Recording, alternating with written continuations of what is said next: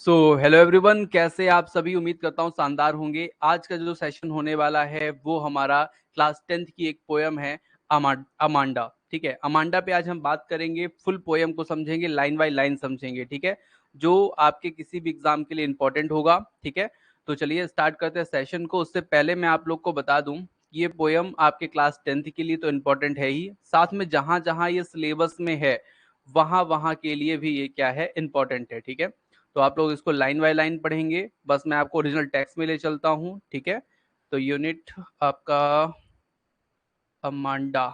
Yes, तो Amanda जो poem है बहुत इंपॉर्टेंट है। ठीक है, जैसा कि आप लोग को पता है ये पोयम क्लास 10th में है और ये रहा इसका आपका मेन जो ओरिजिनल टेक्स्ट है। ठीक है, मैं आप लोग को बताऊं, अमांडा जो है इसकी जो थीम है पहले मैं वो बताता हूँ। इसमें एक लड़की होती है छोटी, जिसका नाम होता है अमांडा, और उसकी माँ उसको बोलती रहती है कि बेटा तुम ये मत करो, तुम ये ना करो, तुम ये ना करो, तुम नाखून मत काटो, तुम चॉकलेट मत खाओ, तुम जूते चप्पल साफ करो, रूम साफ करके रखो। इस तरह से उसको बोलती रहती है जैसे आम आदमी के घर में होता है। ठीक है, और इसको जो लिखा है वो रॉबिन लिंस ने लिखा है। ठीक है, और इस पे हम पूरी अब बात करेंगे लाइन बाय लाइन। ठीक है, तो चलिए लाइन बाय लाइन सबसे पहले हम चलते हैं फर्स्ट स्टेंजा में पोयम के। फर्स्ट स्टेंजा में पोयम में क्या हो रहा है, क्या कहा जा रहा है, उसको देखते हैं। ठीक है, तो फर्स्ट जो स्टेंजा है उसमें बोल रहे हैं डोंट वाइट योर नेल्स। तो पोएट जो हमारे हैं वो बोलते हैं डोंट वाइट योर नेल, मतलब तुम अपने नाखून मत खाओ अमांडा। अमांडा लड़की का नाम है, तो तुम अपना नाखून मत खाओ Amanda. Don't Hutch your shoulder Amanda. ठीक है, हच मतलब होता क्या है, तो देखिए हच मतलब होता है बैंड होना। ठीक है, तो बैंड होना, जैसे अगर हम ऐसा होता है ना एकदम नॉर्मल बैठ जाते हैं शोल्डर को झुका करके, तो डोंट हच योर शोल्डर, तुम अपने शोल्डर को मत झुकाओ Amanda. Stop the slouching and sit up straight. ठीक है, और यहाँ पे बोलते हैं स्लोजिंग मतलब होता है कि आराम से बैठना। ठीक है, तो तुम आराम से बैठ जाओ, मतलब तुम आराम से बैठना बंद करो। ठीक है, stop that slouching and sit up straight. तो तुम जो ये शोल्डर ऐसे करके बैठते हैं ना, झुका के कुवड़ निकाल कर, तो ऐसा करना बंद कर दो अमांडा, और कैसे बैठ जाओ, सिट अप स्ट्रेट, और स्ट्रेट बैठना सीखो, स्ट्रेट बैठा करो। ठीक है, तो फिर इतना जब वो बोलती है तो अमांडा सोचने लगती है। अब ये यहाँ पे जो ये लाइन है ये अमांडा के सोचने वाली लाइन है। ठीक है, तो there is a languid emerald sea where the sole inhabitant is me, a mermaid drifting blissfully. ठीक है, तो यहाँ पे अमांडा सोचती है कि यार कि मैं अकेले। ठीक है, अकेले कहाँ होती, एमरल्ड सी मतलब होता है हरा भरा क्षेत्र। ठीक है, तो मैं अकेले हरे भरे समुद्र में होती। ठीक है, हरे भरे समुद्र मतलब जो आपका नीला समुद्र का जो हरा कलर होता है ना, अगर आप दूर से देखते हैं तो उसको बोला जा रहा है यहाँ पे। तो एमरल्ड का रंग भी कैसा होता है, हरा होता है। तो यहाँ पे पोएट बोलते हैं, पोएट जो ये अमांडा है वो बोल सोचती है मन मन में कि मैं अकेले हरे समुद्र में हूँ। ठीक है, और वहीं मैं रहती हूँ, ऐसा होता काश। ठीक है, और यहाँ पे सोल जो लिखा है इसका मतलब अकेले होता है, इनहेबिटेंट मतलब होता है अकेले। ठीक है, रहना। ठीक है, तो अकेली रहती, और वह क्या क्या बन के रहती, तो मरमेड बन के रहती है। मरमेड मतलब एक प्रकार की जलपरी होती है। ठीक है, तो जलपरी बन के रहती, और बढ़िया ड्रिफ्टिंग ब्लिसफुली। ठीक है, तो आराम से बढ़िया घूमती रहती, खुशी के साथ घूमती रहती समुद्र में। मुझे कोई भी डिस्टर्ब नहीं करता कि तुम ऐसे बैठो, कि तुम नेल मत खाओ, कि तुम शोल्डर झुका के मत बैठो।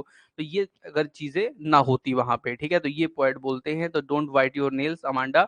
और मतलब ये पूरा जो पोएट बोलते हैं कि अपने नेल मत काटो, शोल्डर्स झुका के मत बैठो, सीधा स्ट्रेट बैठो। ठीक है, और तो अमांडा बोलती है यहाँ पे कि काश मैं अकेले ऐसे समुद्र में होती जो हरा होता। ठीक है, और हरा मतलब नीला कलर को ही है, लेकिन हरा एमरल्ड कलर हरा होता है इसलिए। और अकेले वहां पे रहती, निवास करती, और वहां पे मरमेड बन के रहती, एक जलपरी बन के रहती, और बढ़िया वहां पे खुशी पूर्वक में अकेले इधर उधर जाती रहती है। ठीक है, यहाँ पे ड्रिफ्टिंग मतलब क्या है, ड्रिफ्टिंग मतलब होता है carried slowly by the water, water में अकेले ही क्या करते रहती, घूमते रहती। नेक्स्ट, अगर अपनी जो नेक्स्ट लाइनें हैं उस पे हम चलते हैं। नेक्स्ट जो हमारा स्टेंजा है उस पे हम आज बात करेंगे फिर। ठीक है, तो did you finish your homework Amanda. ठीक है, did you finish your homework Amanda, मतलब तुमने क्या अपना होमवर्क कंप्लीट किया Amanda. Did you tidy your room Amanda, क्या तुमने अपना रूम साफ किया Amanda? I thought I told you to clean your shoe Amanda, ठीक है, आई थिंक तुमको अपना शूज भी क्लीन करना चाहिए अमांडा, करना था अमांडा, ऐसा। तो यहाँ पे अमांडा को तीन चीजें बोली गई, ठीक है, एक छोटी सी लड़की है, उसको तीन चीजें बोली गई, क्या क्या? पहली तो उसका होमवर्क खत्म करने के लिए बोला गया, ठीक है, दूसरा बोला गया रूम साफ करने के लिए, तीसरा जो है उसको उसके शूज साफ करने के लिए बोला गया, ठीक है। तो अमांडा फिर से अब सोचने लगी, क्या सोचने लगी? आई एम एन ऑर्फनेज, मैं शायद क्या होती, काश क्या होती, ऑर्फनेज होती। ऑर्फनेज मतलब क्या होता है? जिसके माता पिता नहीं होते, अनाथ, ठीक है। रोमिंग द स्ट्रीट, सड़कों में घूमती रहती। I pattern soft dust with my hushed bare feet, ठीक है, और बढ़िया नंगे पाँव से, मतलब बिना चप्पल जूते के बढ़िया डस्ट में घूमती रहती। द साइलेंस इज गोल्डन, जो साइलेंस होता ना वो गोल्डन होता, मतलब वो जो शांति होती, मुझे कोई डिस्टर्ब नहीं करता, तो वो एकदम गोल्डन के समान होता। द फ्रीडम इज स्वीट, और वो जो फ्रीडम होती है वो बहुत ही क्या होती, स्वीट होती। तो अमांडा यहाँ पे क्या कहने लगी भैया? अमांडा ये कहने लगी, जब उसकी मम्मी ने कहा कि तुम बेटा क्या कर लो अमांडा, अपना होमवर्क खत्म कर लो, रूम साफ कर लो, जूते भी क्लीन करना चाहिए तुमको अमांडा। तो यहाँ पे वो बोलती है कि काश में क्या होती, ऑर्फनेज होती, है ना। और रूम स्ट्रीट में क्या होती, घूम रही, मतलब रोमिंग द स्ट्रीट मतलब स्ट्रीट में घूमना, ठीक है, ऐसे बिना मतलब के घूमना। सॉफ्ट डस्ट मतलब जो धूल में, ठीक है, बिना जूते चप्पल के, ठीक है, और घूमते रहना, उससे कोई डिस्टर्ब ना करे, ठीक है। और वहां पे अमांडा सोचती है कि साइलेंट इज गोल्डन, मतलब जो साइलेंट होता है, जो शांति होती है, वो गोल्डन के समान होती। द फ्रीडम इज स्वीट, जो फ्रीडम होती है वो स्वीट होती, ठीक है। तो ये अमांडा सोचती है, ठीक है। हस्ड मतलब क्या होता है? Quiet and still place. और ऑर्फनेज मतलब होता है विदाउट, जिस बच्चे के माता पिता क्या हो जाते हैं, एक्सपायर हो जाते हैं, ठीक है। सो डियर स्टूडेंट्स, नेक्स्ट हम उसमें चलते हैं, अपने नेक्स्ट स्टेंजा पे चलते हैं। उसमें क्या है, बातें क्या हो रही हैं उस पे देखते हैं, क्या क्या पढ़ना चाहिए हमको, ठीक है।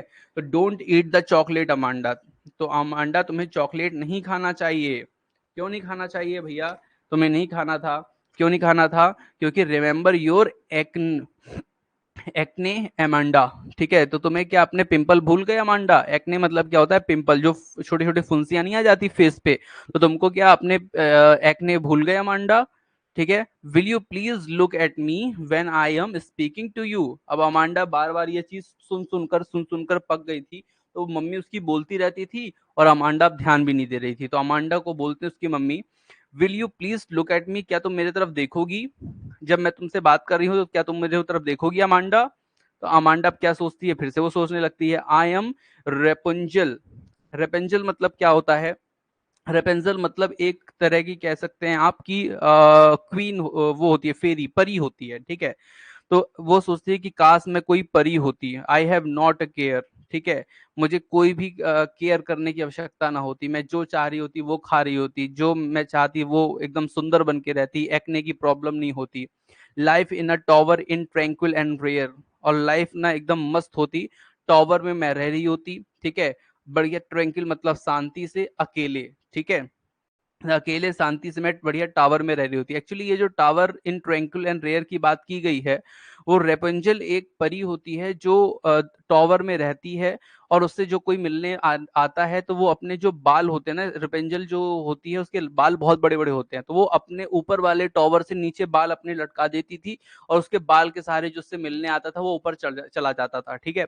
तो ये बात यहाँ पे बोली जा रही है। तो ये बोलती है, काश मैं रेपेंजल होती और मुझे कोई भी सावधानी, कोई भी केयर करने की आवश्यकता ना पड़ती, ठीक है, और लाइफ जो होती मेरी बढ़िया टावर में गुजरती, शांति तरीके से और रेयर तरीके से, अनकॉमन तरीके, मतलब कोई इसको ज्यादा डिस्टर्ब करने वाला ना होता।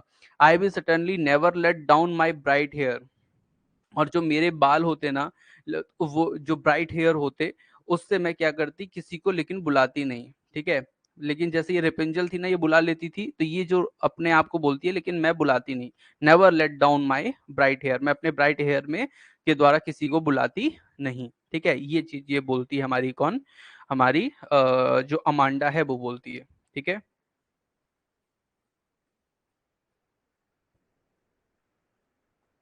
ठीक है, अगर वो किसी को अपने जो हेयर है ना, ब्राइट हेयर, वो किसी के लिए भी नीचे नहीं करती कि उससे चढ़ के कोई उसके टॉवर में आ जाए, ठीक है।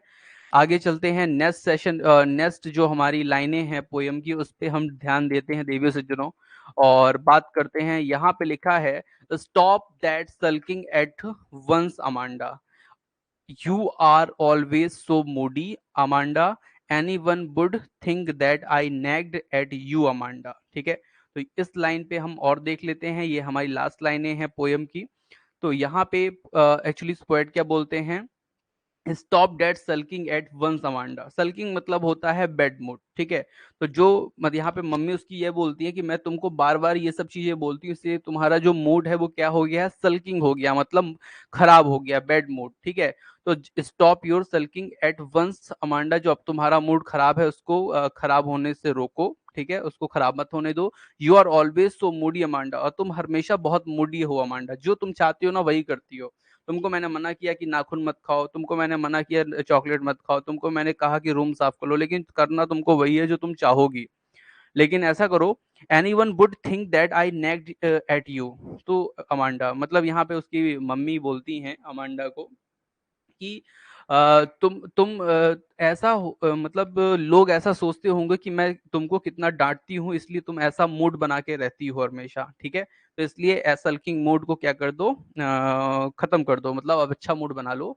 ऑलवेज सो मूडी, तुम हमेशा मूडी रहती हो, और इसलिए सब लोग क्या सोचते होंगे कि भैया मैं इसको ना डरा धमका के रखती हूँ, है ना, हैरस करके रखती हूँ। हैरस मतलब होता है ना दबा धमका के रखना, हैरेसमेंट। तो इस तरह से लोग सोचते होंगे। ठीक है, और यहीं पे ये पोयम हमारी होती है समाप्त। उम्मीद करता हूँ आप लोग को समझ में आई होगी, लाइन बाय लाइन मैंने समझाया। अगर फिर भी नहीं समझ में आई तो एक बार और देख लीजिएगा, पूरी चीजें आपको क्या हो जाएंगी, क्लियर हो जाएंगी। ठीक है, सो डियर स्टूडेंट्स, मिलते हैं नेक्स्ट सेशन पे, और उसमें हम लिटरेरी डिवाइसेस को देखेंगे। Thank you.